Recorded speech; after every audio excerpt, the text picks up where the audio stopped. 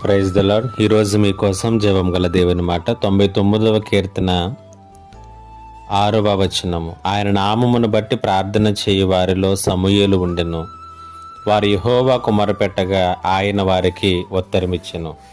క్రైస్తవ జీవితంలో మనకు సంతోషాన్ని, ఆనందాన్ని కలిగించేటటువంటి వాటిలో ఒకటి మన ప్రార్థనలకు మనం జవాబులు పొందటం. దేవుడు ఈరోజు నా ప్రార్థనకు జవాబిచ్చాడు అని మనం సాక్ష్యం చెప్పటం, మన ప్రార్థనలకు దేవుడు జవాబిచ్చినటువంటి సందర్భాలను మనం జ్ఞాపకం చేసుకున్నప్పుడు హృదయము ఆనందంతో పొంగిపోతుంది.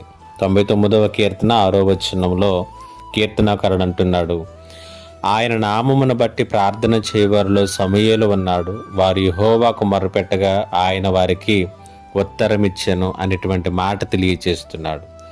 మన దేవుని యొక్క గొప్పతనం ఏంటంటే, ఆయన పిల్లలమ్మగా మనల్ని మనం తగ్గించుకుని దేవుని నామంలో ప్రార్థన చేసినప్పుడు మన ప్రార్థనలకు దేవుడు ఉత్తరమిస్తాడు. అలా ప్రార్థన చేసినటువంటి వారిలో యాజకుడైనటువంటి అహరోను ఉన్నాడట, ఇశ్రాయేలీయులను నడిపించినటువంటి మోషే ఉన్నాడు, ప్రవక్తగా న్యాయాధిపతిగా పనిచేసినటువంటి సమూయేలు కూడా ఉన్నారు. వీరందరూ కూడా ప్రార్థన చేశారు. అన్ని సందర్భాల్లోనూ కూడా జవాబులు పొందుకున్నారు. కొన్నిసార్లు వారు నిరాశ నిస్పృహలో గురై కూడా ప్రార్థన చేశారు. దేవుని హస్తబలం చేత బలపరచబడ్డారు.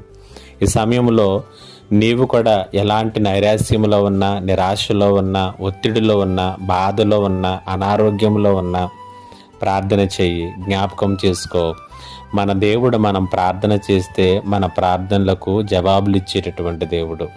ఆ విశ్వాసముతో దేవుని నామాన్ని చేతపట్టుకుని నిన్ను నీవు దేవుని సన్నిధిలో తగ్గించుకుని ప్రార్థన చేయి.